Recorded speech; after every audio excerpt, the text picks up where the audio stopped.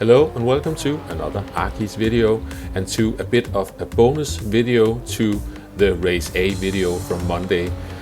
I managed to set a qualifying time in the Supra late Tuesday night. Actually, for my standards, decent qualifying time. I even managed to beat God Max Power, who complimented my qualifying time and then went on to beat it by quite a bit while I was sleeping. So when I got up this Wednesday morning, he was ahead again. And by the way, if you don't know about God Max Power already, you should definitely go and check out his channel. There are some awesome overtake compilations there. Really a good driver and on a controller as well. I am going to run through my own lap. I did it in VR, so I have mixed up the replay footage with the VR footage for some variation along the way. And if this is your first time watching, or if you haven't subscribed yet, you are certainly welcome to do so. It is highly appreciated. Let's get on with the lap. So we are coming around the final corner before starting the lap. Right after the start-finish line, there is another line across the track. I'm using that as a reference for when to brake, taking the first corner in third gear. Easier to come on the throttle then. Now we've got a fast right-hander. I'm lifting off slightly, upshifting to fifth gear while off the throttle. Make sure not to run wide. Here you have to brake early. I am taking way too much of the left-hand curb there, almost unsettled the car, but we survived this. Here it's all about just making sure to get the car turned before entering the corner. That makes sense. You really have to be ahead of the car's movements there. We made it sort of sideways through the first sector, but the first sector is okay compared to what I normally do, so we carry on.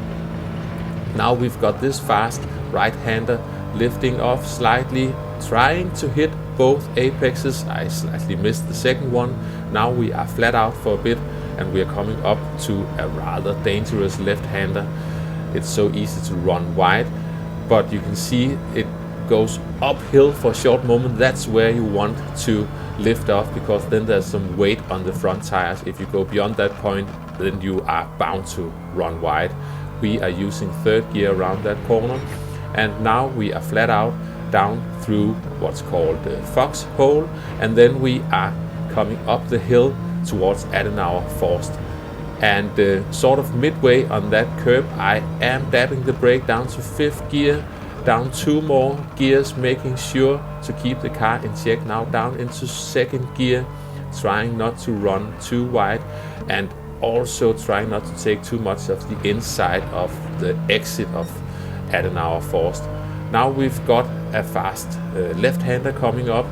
This is sort of by feel where to brake. You don't have to brake that much, but you have to sort of coast into that corner. I'm using fourth gear for that one, down to third gear. Now we're coming down the hill, and as this is downhill, make sure to brake early enough. I'm trying to stay in third gear. This is a long corner. It's easy to get onto the throttle too early. Now a fast left to right hander, and then we've got miss. I'm missing the first one. I'm actually almost hitting the second one and missing the third apex. So that was textbook almost. Really brake early, because you have to brake, then turn the car in, and then brake again. It almost feels like Forest elbow on Bathurst, that corner. Also coming into it. Here I'm braking before the curb ends on the right hand side, trying to coast through in third gear, slowly coming back on the throttle. Here I am taking too big of a chunk of the inside. You can see the car gets unsettled, but I survived that, but I've done that better on other runs. Now we are flat out for a bit before approaching the final corner, before the long uphill part. I'm braking just before that blue mark on the track, trying to take as wide as an entry into this corner as I dare, because you really need a good run out of there.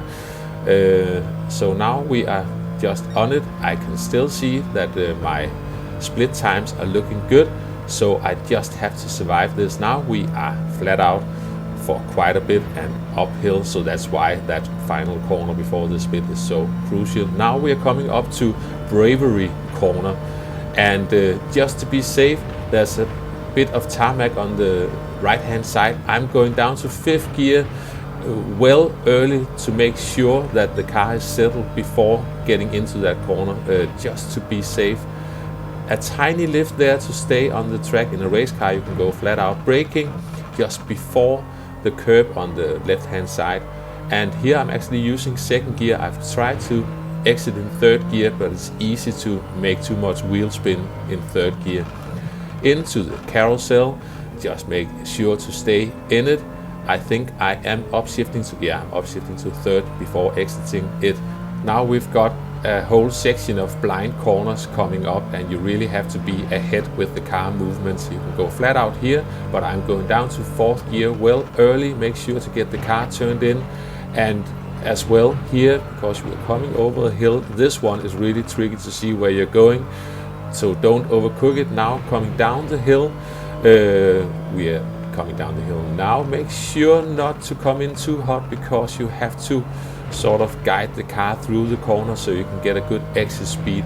This corner, it seems tight, but it actually opens up so you can get on the power sort of early. Now we're coming down towards YouTube corner, and coming into the right hander you are coming down a hill, so you are going to lose some weight on the front wheels there, and it's so easy to understeer here as well. Now for this corner, make sure to avoid the left hand curb, but you can take a big chunk of the right hand curb. Now we are coming down towards the jump just before the right hand corner. I'm hitting the brakes just before going over the jump to make sure I can get the car slowed down. And after going through this corner, we've got the roller coaster section. It is almost flat out. You have to be careful. I'm going up to 6th gear at the bottom of the hill, keeping some weight on the front tires. I went wide here many times in the race A video. Now we've got a fence on the right hand side. I'm using that as a reference to go down 2 gears to make sure to stay on the track down to 3rd gear. You really have to brake earlier than you think for both those corners. Now the mini carousel staying in 3rd gear, just aiming for the inside, being careful not to unsettle the car on the exit. Now we've got one final corner before the back straight. Don't touch the inside curb. I'm trying to upshift to 5th gear. I'm getting a bit too eager on the throttle. The car is almost running too wide for my own comfort, but we managed to keep it in, and now we are on the back straight. The split time is looking promising compared to what I've done earlier, but why spend so much time on a race A time trial with no DR to gain in the races? Well, in my case, I just love driving on Nordschleife, and especially in VR in a 90s sports car. It is just so much fun, so it was worth it, I think. Now we're coming up towards the final corners, and just before entering this, I am lifting off slightly to make sure I still got some control over the car, but braking at the end of the curb on the right hand side, staying in 3rd gear. Yes, just really need to be smooth here. I'm using a bit of 2nd gear, going up to 3rd gear again, and we are going across the line in a 7:14.039. So I am parking the car for now, and at this Wednesday morning I was still hanging on to the top 100. I might slide out of this one soon as more and more of the Nordschleife enthusiasts come on to do this. But at least I hope you found the video entertaining, maybe even somewhat useful. Thanks for watching, and I will catch you next time. Bye bye.